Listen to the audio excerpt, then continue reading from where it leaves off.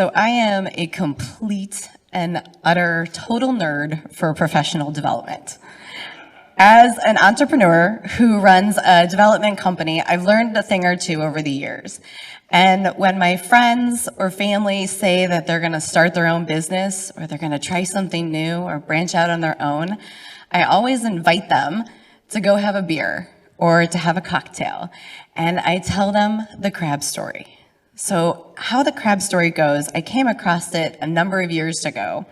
And when I was building my company and I was diving deep into something people term as self-help, self-development, I learned about the crab story.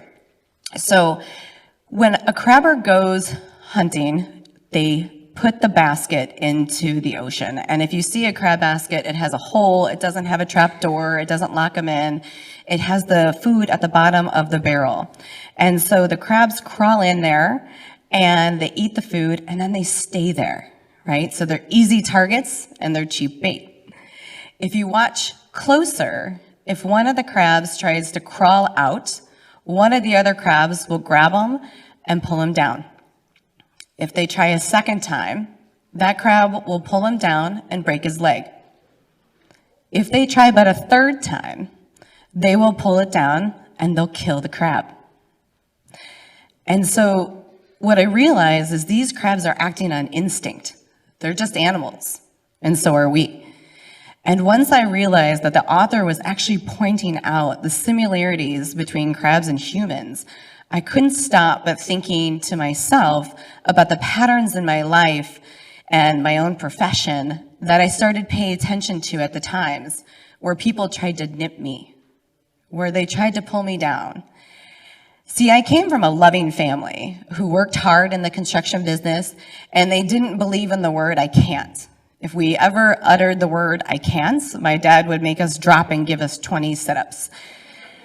And while I was in high school, I couldn't really appreciate what my abs looked like. After 2 kids, I can now. I truly did appreciate how great that development and mental toughness was, because I wanted to go to college. I wanted to be the first person in my family to graduate with a college degree, to better myself, to seek out opportunities for myself, and to make a meaningful impact. I quickly learned that education is a key to success for some, yet for others, it's a point of contention. It's a mirror holding up all their failures and all the things they didn't do. So I went on to college, and I ended up breaking up with my longtime boyfriend. Some people joked that I couldn't hold down a guy and that I wouldn't be graduating with my Mrs. degree. And I didn't even know what that was, going to college. And I said, what? I can't even think about that. I was not looking to settle down. I was looking to gain a career and experience. I was only 20 years old after all.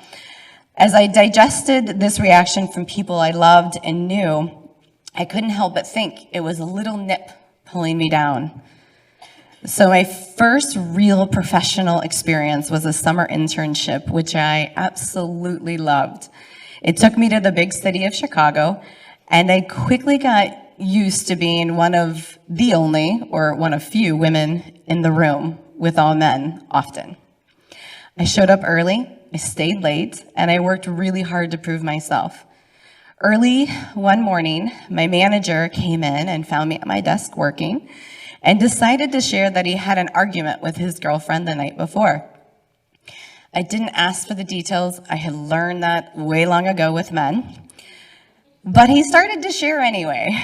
And he said, she asked me what I think about when I pleasure myself. And I got really uncomfortable, and I said, nothing. And so he said, yeah, and I said, I think about you. And I said, oh, I'm sure she really appreciated that. That's very nice. Back to coding.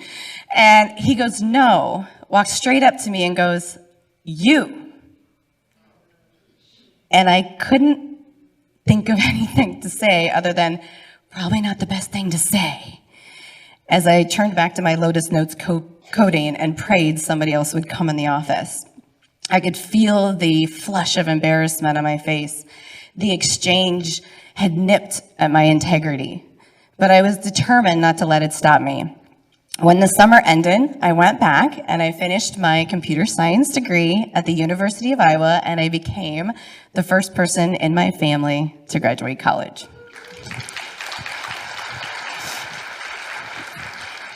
I moved back to Chicago with a stellar job offer, and a few years later, I married this really great man that I had met on the sand volleyball courts of all places.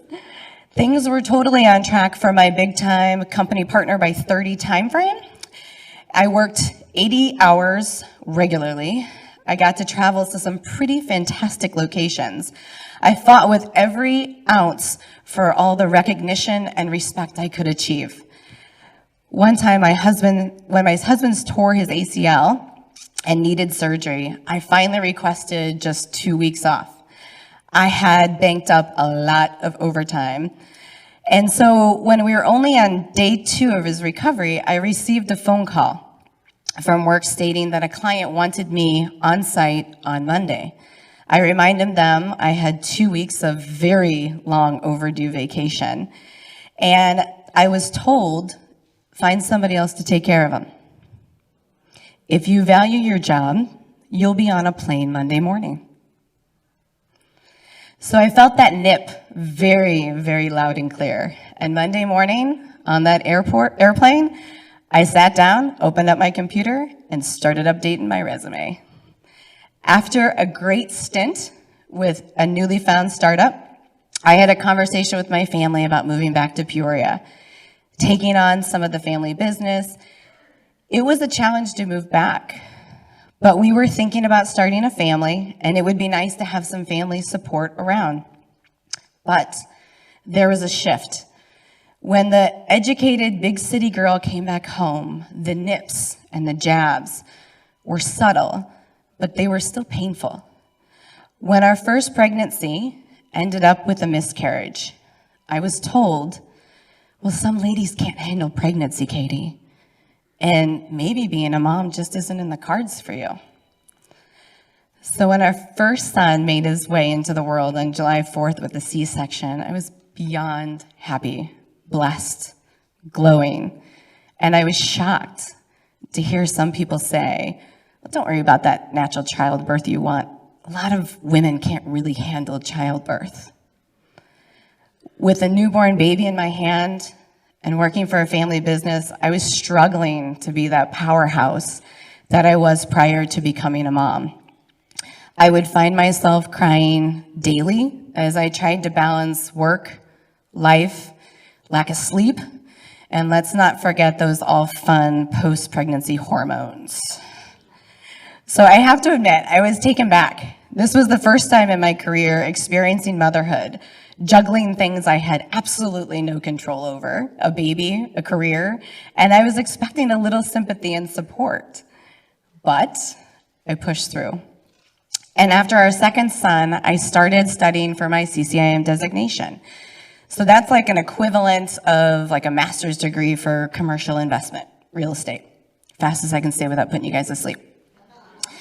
So I was taking online courses while breastfeeding my youngest and my oldest running around on the floor playing cars, which was way before Zoom and any of the fun we have with that.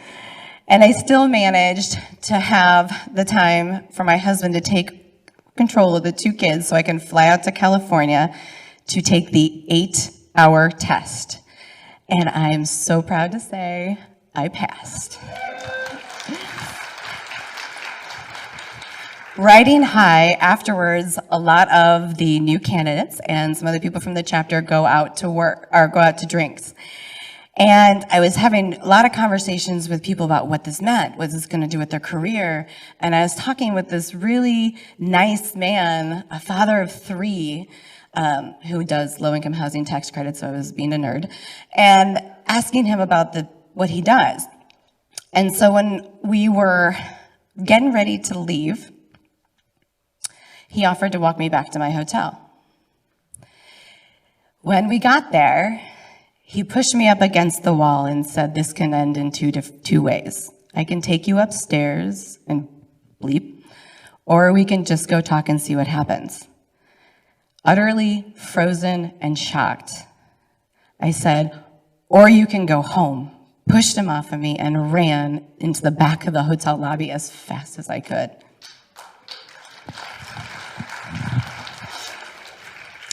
I have to say, this was probably the hardest nip I've ever experienced. I didn't see it coming. I didn't think so. I felt like a victim. I was a victim. And I'm a strong woman. I couldn't understand how I let this happen.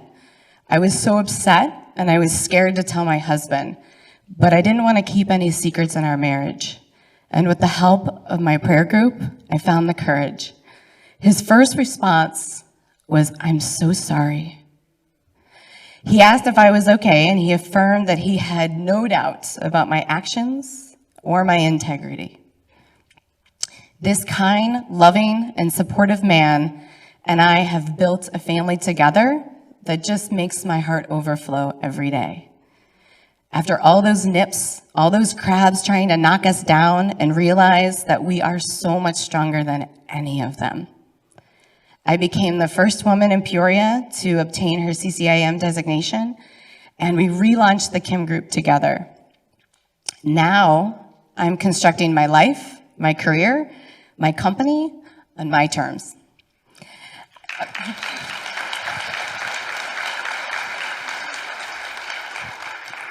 I have been blessed to have amazing clients that believe in me and allow me to help them build their business and build their path.